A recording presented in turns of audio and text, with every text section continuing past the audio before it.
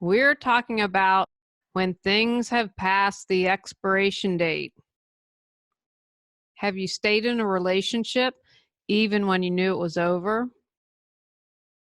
Are you trying to get out of a group and just don't know what to do? What is it that is stopping you from leaving a person, place, or thing that isn't quite right? Learn how to let go before something is past its prime as we wrap up our month focusing on being your most awesome self. Does your clutter own you? On Clear Your Clutter Inside and Out, we'll teach you how to become aware of your clutter along with action steps to declutter and create the life you desire. Come on, let's get started.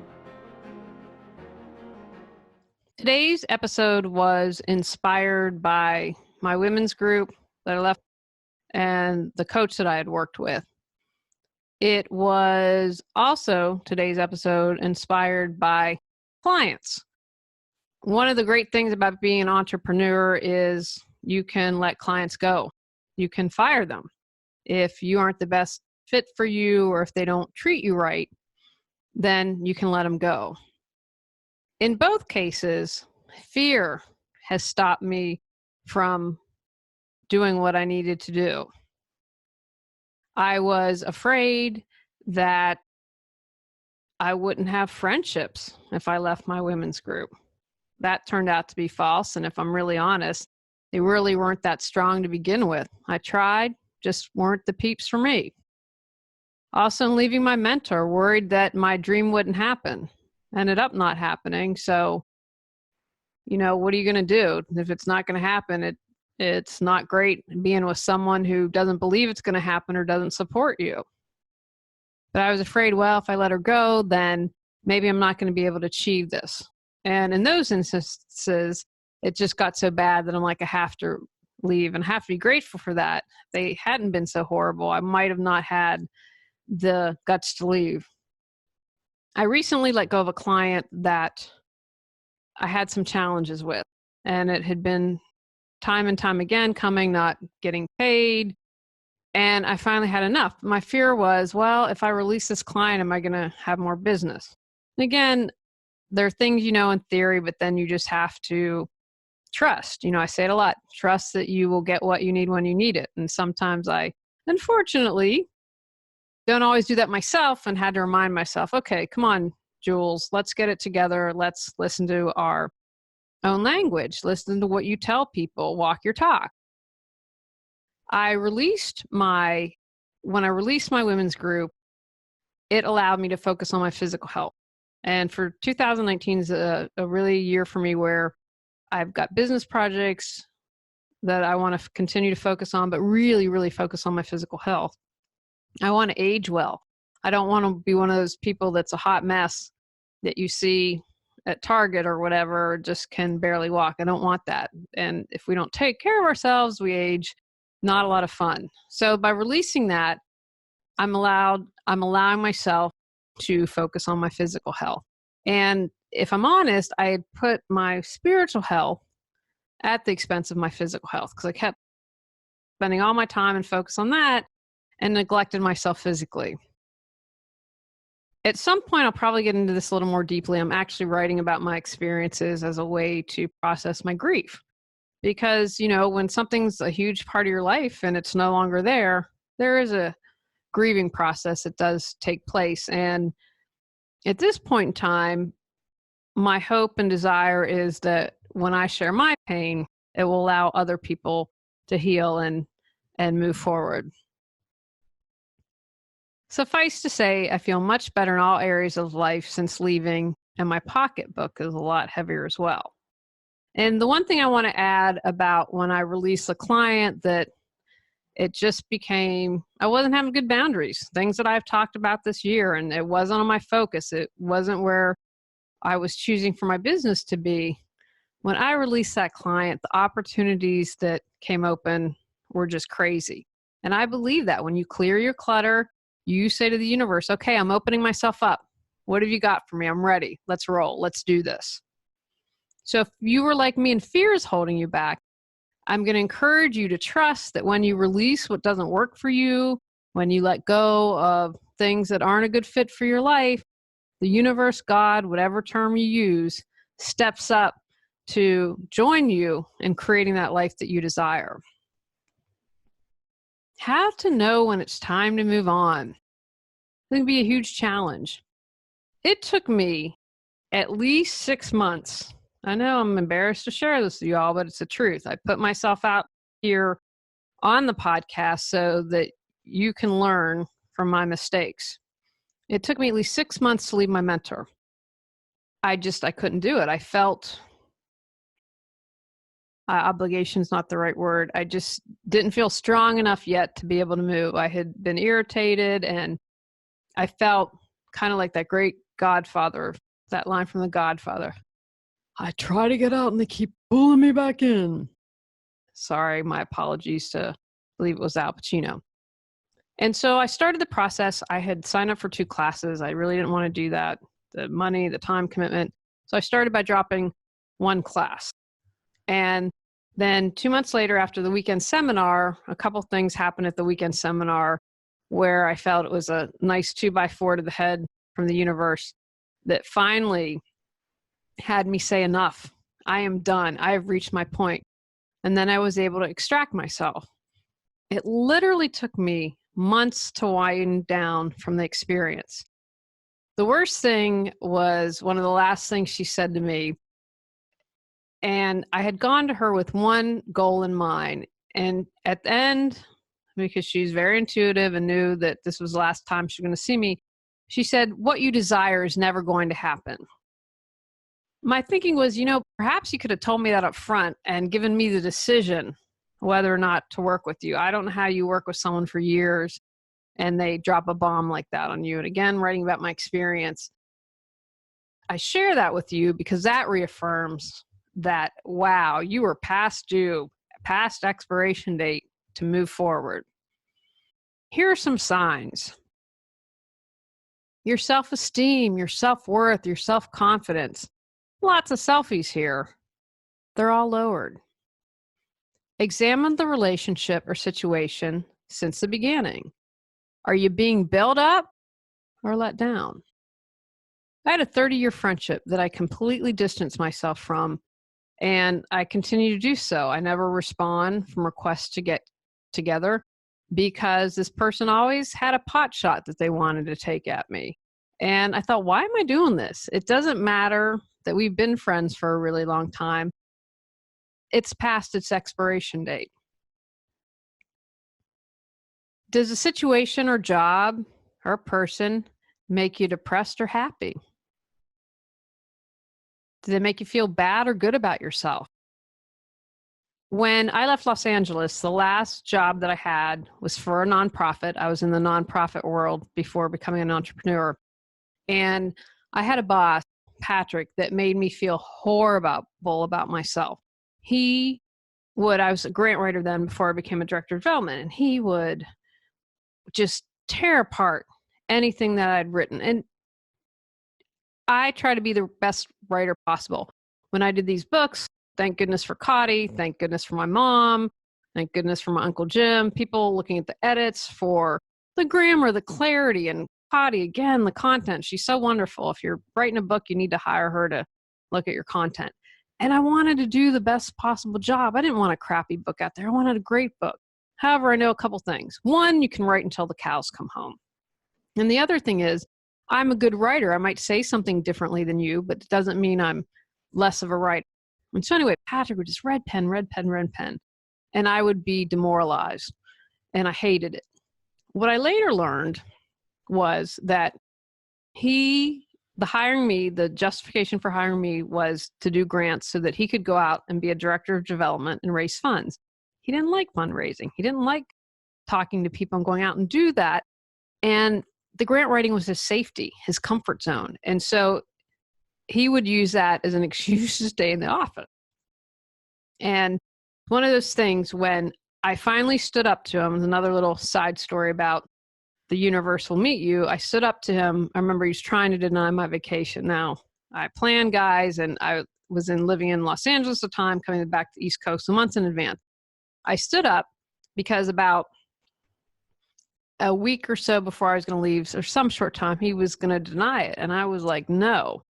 We ended up having to talk with the executive director of the nonprofit. But after that, I stood up to him and I was like, I'm not going to take this anymore. I'm not going to allow him to treat me like dirt, setting about boundaries, what we talked about earlier.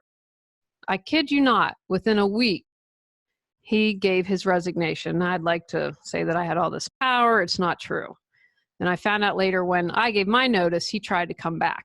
He wanted the grant writing job because his thing wasn't going out and being a development person and raising money. And the great thing about that story is too, after having one of the worst bosses I ever had, I had Richard, who was one of the best bosses I've ever had in my life. So had some lessons to learn, but every day I'd be demoralized. It was awful. It was past its expiration date. And then something had to shift, and it shifted when Patrick left. So examine those situations. Are you feeling good or are you feeling bad?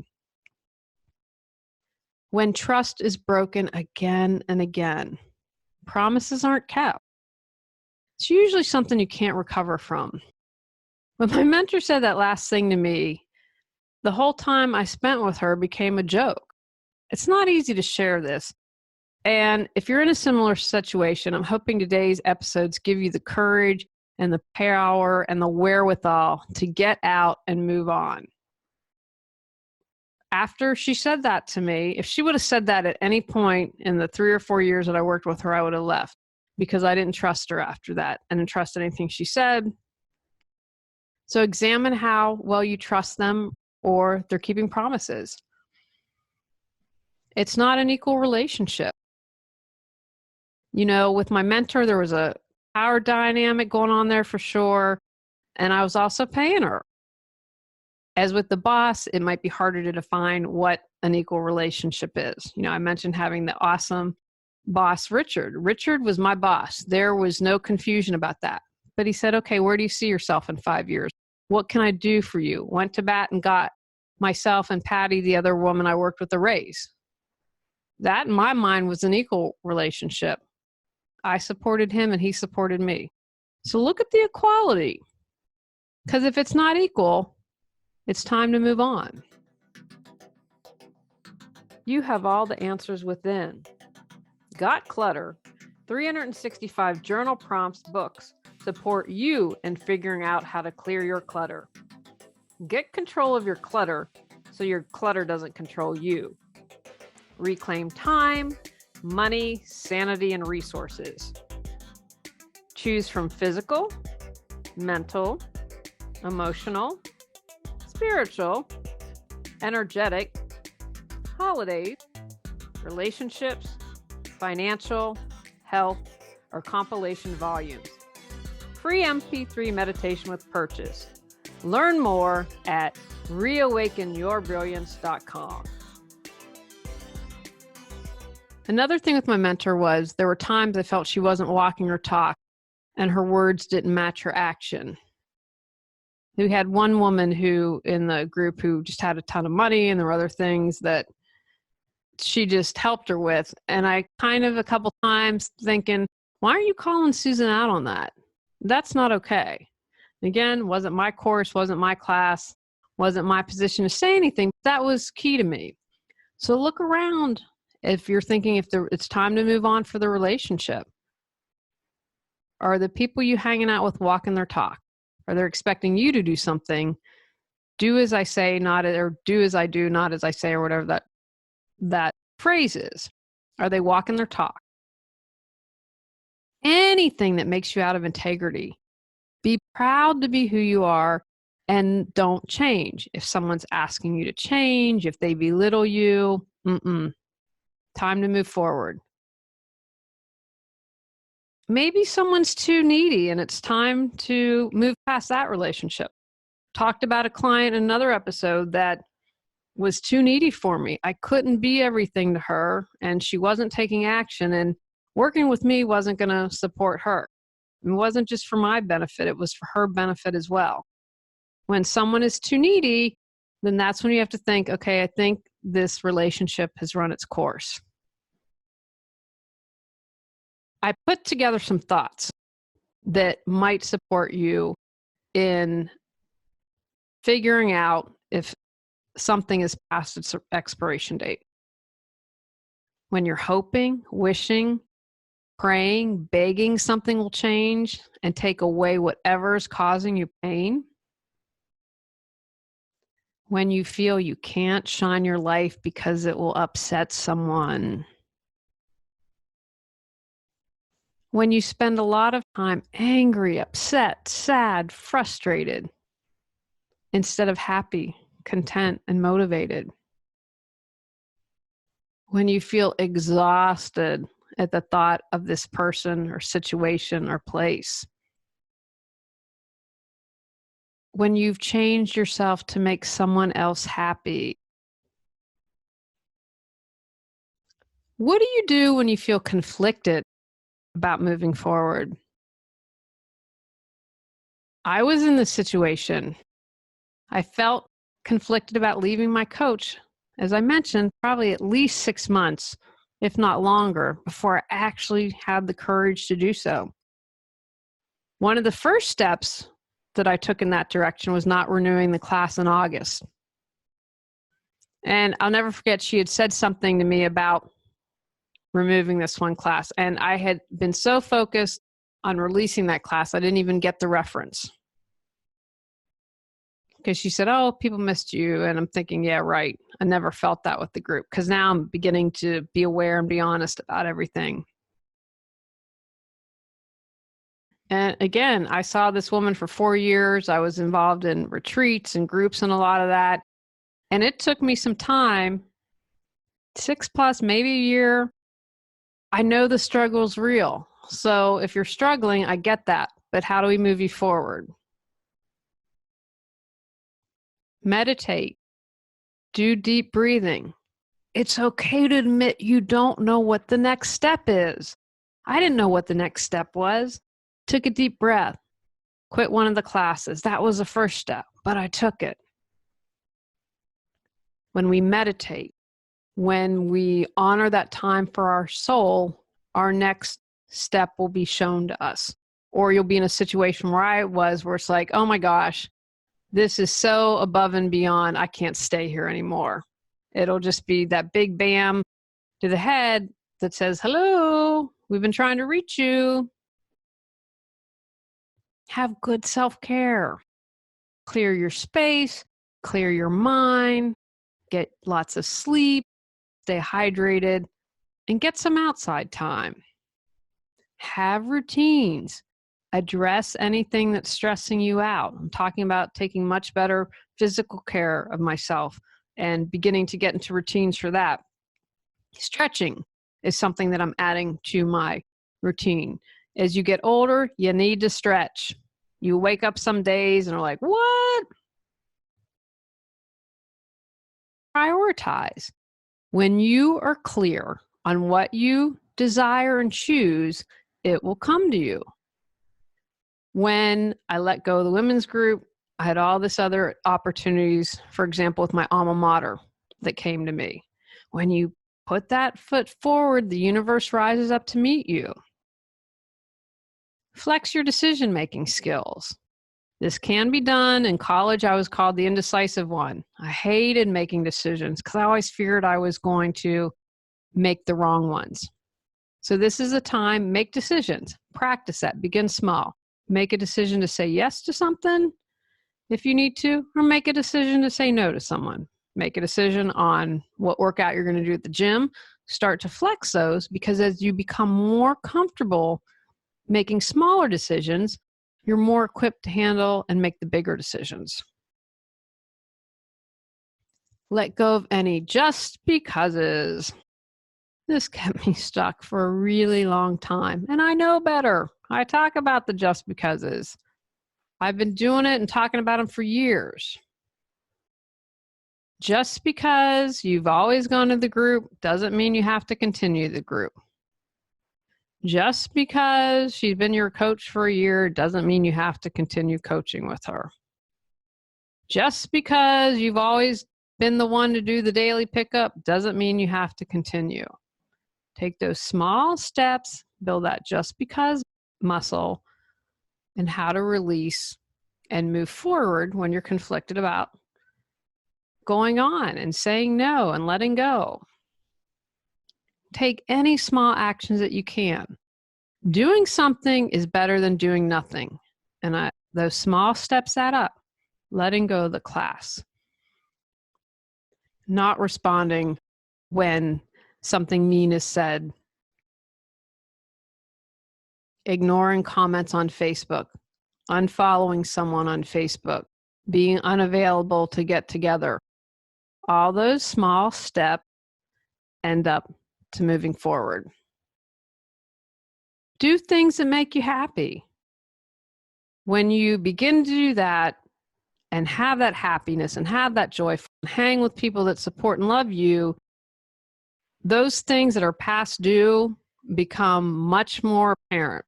One of the great things when I got married was, and when I met my husband as well, was it really made me define what was important, see how well I was being treated, that I wasn't going to allow anyone who didn't do right by me to be in my life. It was just like this, not quite instantaneous, but things became so much more clear. I was able to release people, places, and things that weren't for me.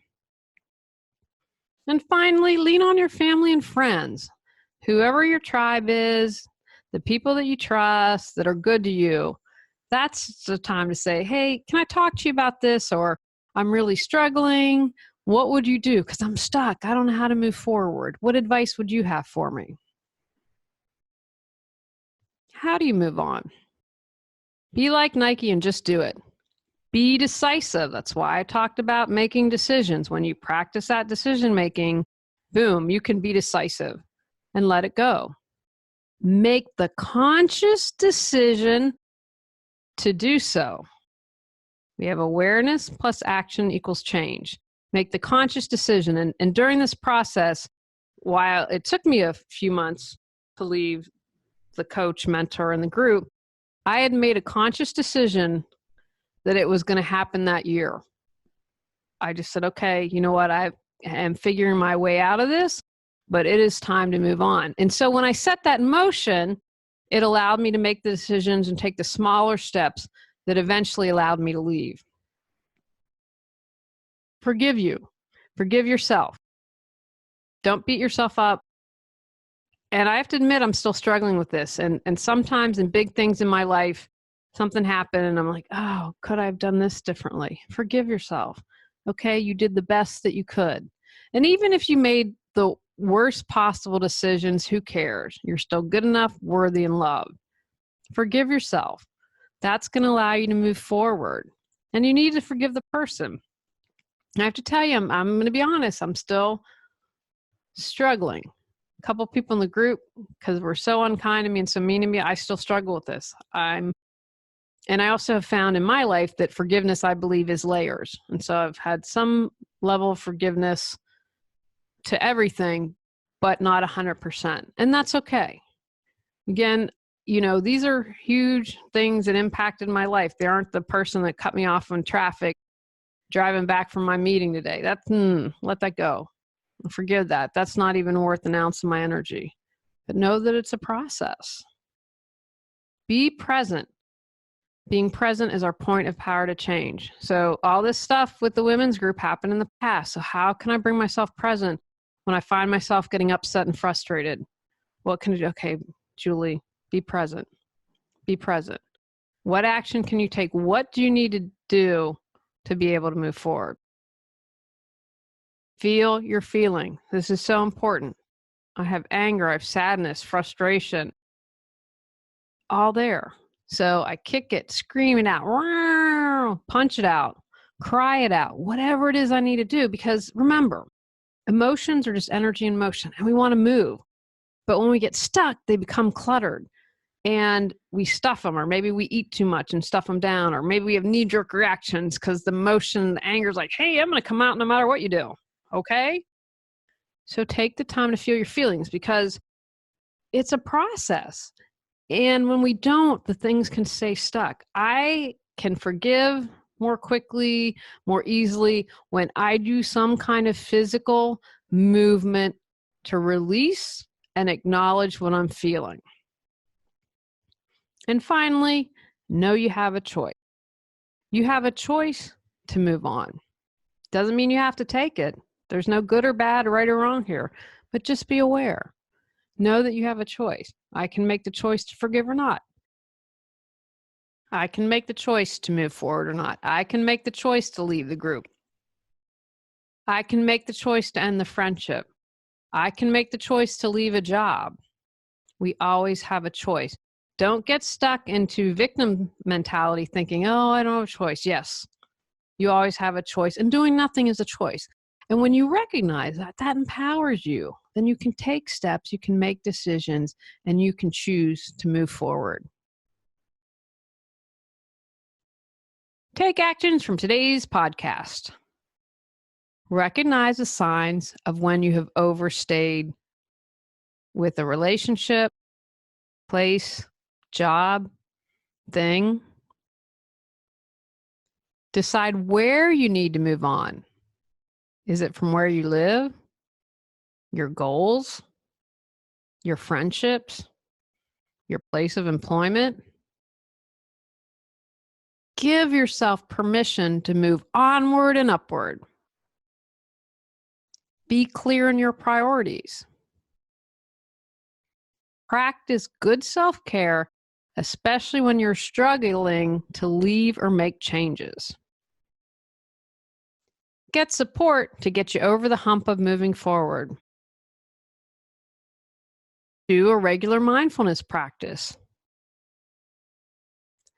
Make the decision to cut the cord and then follow through. Forgive everyone, including yourself. Feel your feelings. Remain in the present moment as much as you are able. Go out, clear the clutter to create the life you choose, deserve, and desire. Clearing your clutter allows you to share your gifts with the world. Get your free self-assessment to discover your clutter priority at reawakenyourbrilliance.com. If you've enjoyed Clear Your Clutter Inside and Out, please rate, review, and share us.